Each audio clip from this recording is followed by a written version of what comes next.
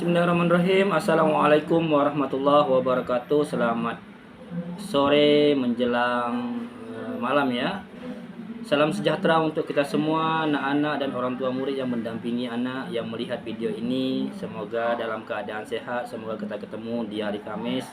Jangan lupa jaga kesehatan, jaga keluarga dengan membantu kegiatan-kegiatan keluarga yang ada di rumah. Untuk itu di sesi kedua ini kita mempelajari mata pelajaran bahasa Indonesia. Di pelajaran yang sebelumnya kita mempelajari tentang kalimat atau tanda baca. Kemudian kita belajar tentang huruf kapital ya. Huruf kapital itu adalah titik-titik. Nah, untuk sesi ini pertanyaannya itu. Silakan diisi pertanyaan bahasa Indonesia di kolom komentar di bawah ini dengan format nama dan jawaban. Huruf kapital adalah huruf titik-titik. Ditulis lengkap ya. Huruf kapital tulis huruf kapital, ketiknya ya. Huruf kapital adalah huruf, soalnya dibuat huruf kapital adalah huruf titik-titik ya. Silakan diisi dengan formatnya nama lengkap dan jawaban.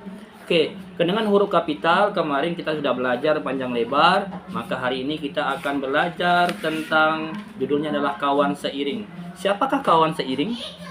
Kawan seiring adalah kawan sahabat dekat, kawan yang sering bermain bersama, kawan yang sering belajar bersama, atau kawan yang tinggal bersama-sama di lingkungan kita. Itu namanya kawan seiring.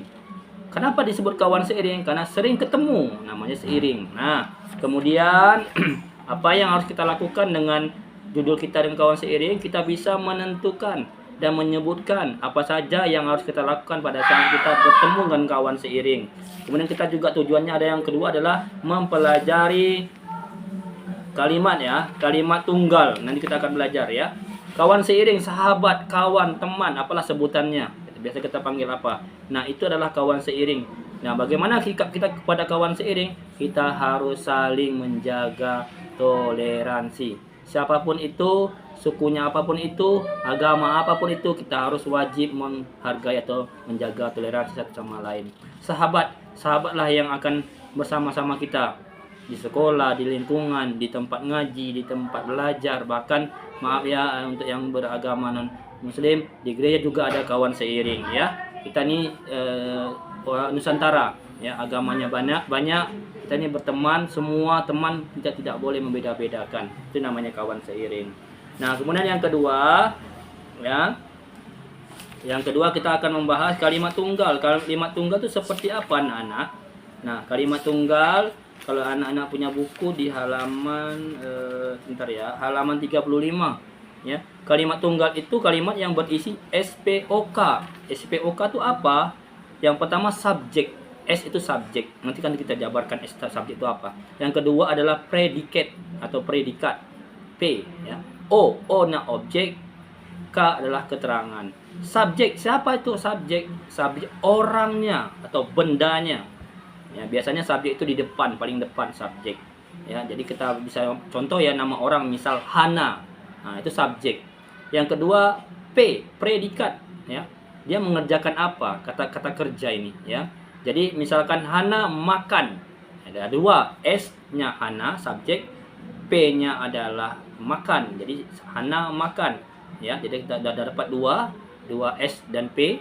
Kemudian O, objek. Objek ini bendanya apa? Yang dimakan apa tadi ya? Hana makan. Kurang lengkap rasanya kalau kurang penjelasan. Jadi Hana makan. Jadi O, objeknya kita ambil contoh roti. Jadi Hana makan roti. Jadi sudah dapat 3 S P O. Nah, tinggal K, keterangan. Bisa waktu, bisa tempat dan sebagainya. Di sini tempat. Jadi Hana makan roti di taman sekolah. Hananya subjek, makannya predikat, objeknya adalah tadi apa?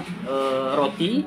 Kemudian terakhir keterangannya di taman sekolah. Jadi hari ini kita belajar itu anak-anak. Kita bisa menentukan subjek, predikat, objek dan keterangan.